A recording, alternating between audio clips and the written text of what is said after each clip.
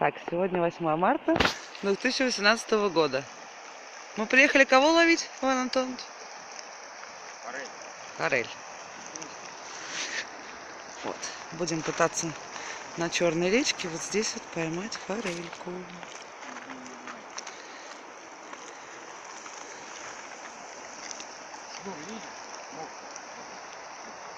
Угу.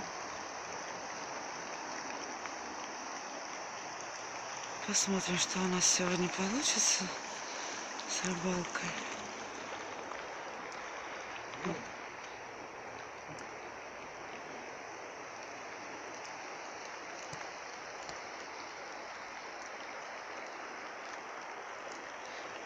Сегодня не особо солнечно, как в тот раз.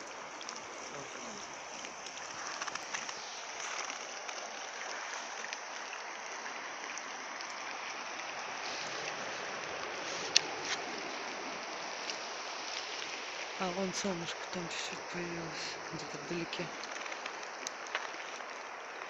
Костер дымит у нас сегодня очень сильно, потому что много сосновой хвои. Вот такое вот местечко.